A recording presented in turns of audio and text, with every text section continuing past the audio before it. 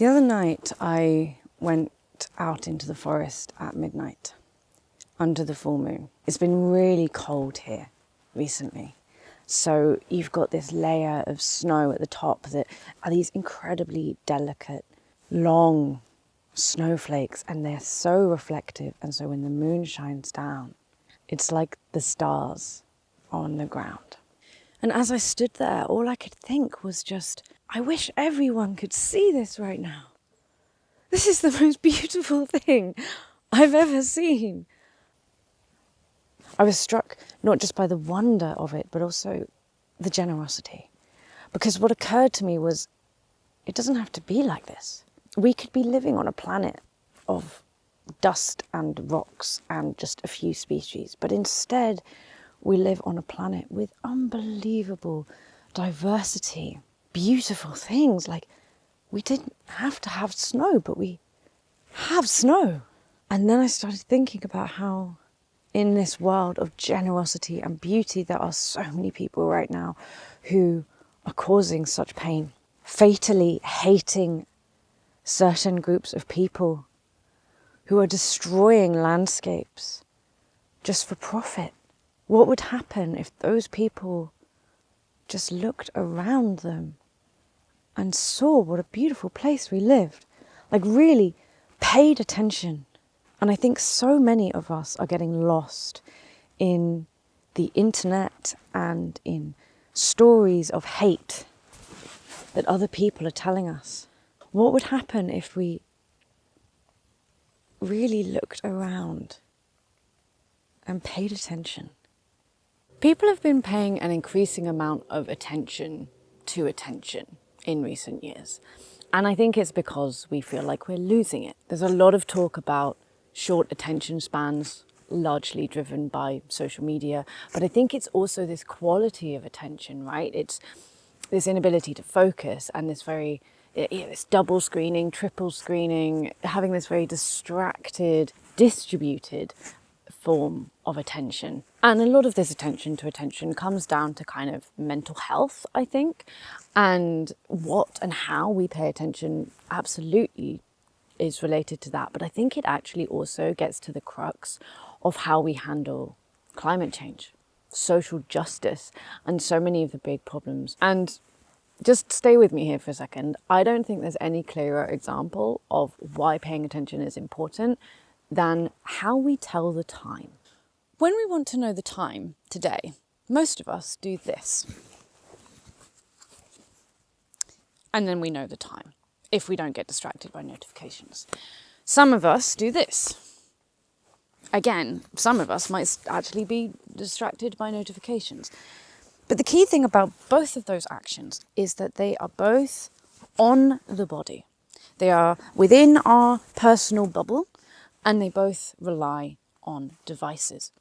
And this is actually something, in terms of history, is an incredibly new and weird thing. Historically, telling the time has been a socio-ecological process. Or to put that in more human terms, telling the time has meant relating to other human beings and to the local ecosystem and environment. Glennie and Thrift, two historians of timekeeping, refer to it as time foraging.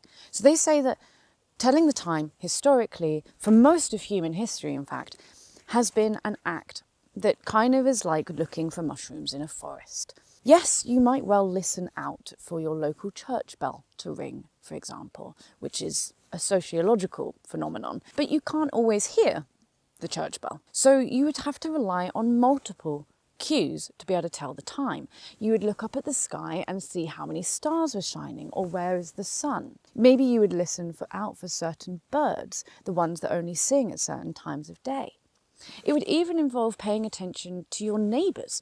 You know that Jerry the shepherd always brings his sheep out at dawn, and then an hour later, Bob the baker has finished his first batch of bread, and so you can smell the bread. So what would happen is that people would hear the sheep going by and they go, aha, that means it's dawn, and they would smell the bread and they would go, aha, that means it's an hour after dawn. And of course, this wouldn't just happen on the scale of a day. It would also happen on the scale of a year. Which birds are migrating? Which flowers are blooming? What's the weather like? And these were your reference points for the time.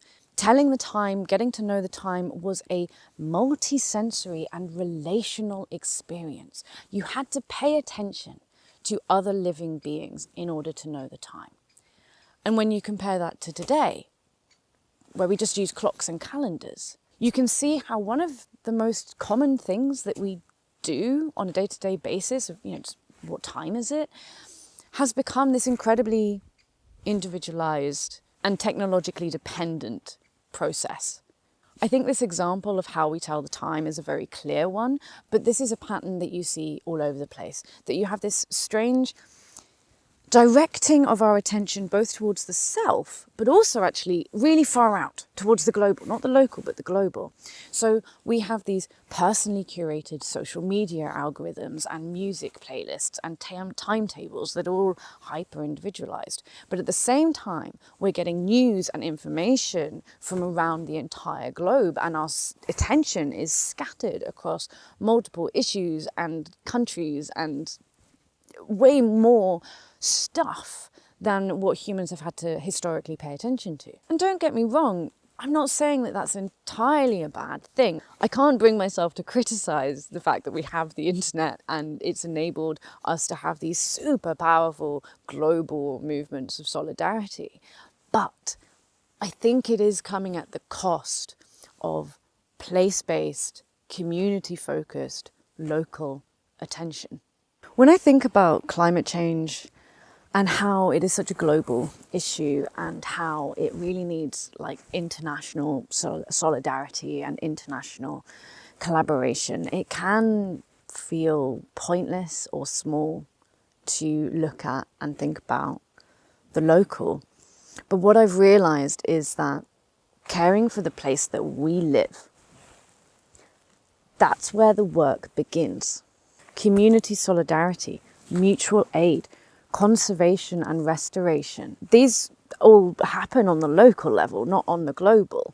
And I think especially right now, we are really seeing the importance of local power and the strength of local power when national systems are failing to look after their citizens. But I'm not saying that all of our attention should be on a local scale only. It's also about making the radical choice of paying attention to those who are so often ignored. Jenny Odell, the author of How to Do Nothing, Resisting the Attention Economy, phrases this perfectly.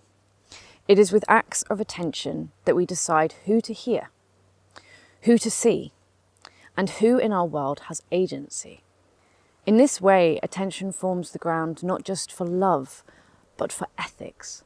I talk a lot on this channel about how do we live, what do we do as we watch the world as we know it die. And so I think that is a really important question. As we watch the world as we know it die, where do we choose to direct our attention? It's getting a lot better, but climate change is still so often seen as like an out there problem. It's something that happens to nature. It's something that happens to poor people in other countries far away. So I think that is an ethical framework for us to go, we're going to pay attention to those people and those beings anyway. Even if they are far away, even if we can't quite directly see how it affects us, we're going to care for them anyway and we're going to pay attention to them. Funnily enough, I think this was actually quite well demonstrated in the recent Doctor Who spin-off, The War Between the Land and the Sea. Small spoiler, there is a scene where the Homo aqua, who are essentially human beings of the sea, they give back all of the plastic waste that we have ever dumped in the sea. And it comes raining down and there's chaos and people are dying and getting injured because of all of the plastic falling from the sky. But what that did was it made the invisible visible. And suddenly the politicians of the world could find solutions to the plastic pollution crisis because they had to pay attention to it being dumped on their doorstep. But the cruel irony is that this is already the lived reality of so many people. There are so many people in the world who are living with massive piles of plastic and rubbish and our waste on their doorstep. And it's about us taking the time and taking the effort to pay attention to that too. And the thing is, there isn't a hyper-technological species living in the sea who's going to be able to dump all of the plastic on our doorstep. we have to make the effort, we have to make the choice to pay attention. So how should we pay attention? Well, I think it's about more than just increasing our attention spans or getting off social media for a bit. I think it's about learning how to invest, how to enlarge, and how to sharpen our attention. So I've come up with 3 rules of attention that I'm going to try to live by. Firstly, our attention must be radically focused on mutual survival. This is an idea that Jenny Odell talks about quite a lot. Our attention must go beyond reverence. We mustn't only care about that which is beautiful or sentient, but acknowledge that reciprocal and universal attention is what ensures our survival as well. As she puts it, what's less cute or sentient than intestinal bacteria? And yet we rely on it. Secondly, we must have humility with our attention. And this is an idea I've taken from Emmanuel Vaughn. He gave a talk called Offering Our Attention with Humility, and I really recommend listening to the whole thing. But to draw on his main idea, it's don't pay attention in order to heal yourself. Pay attention in order to open yourself to a greater wisdom. In fact, you know what? I think I'll just let him say it. To me, humility is a container. To me, it's a great container. Because if we walk through a forest like this one, in silence, attentive to just simple ways of being that bring us into a space of presence and attention, and consciously become aware that we are so small, to say, teach me how to be humble in the context of my opening. And thirdly, root yourself in a sense of place. When I researched the history of timekeeping, I expected that I'd be talking a lot about time and concepts of time, but instead I found myself constantly talking about place, and specifically endemophilia, the emotion of feeling familiarity, attention and care towards a local ecosystem. Pay attention to the changes and spirals around you. What makes your community, your local landscape unique? Because once you begin to notice,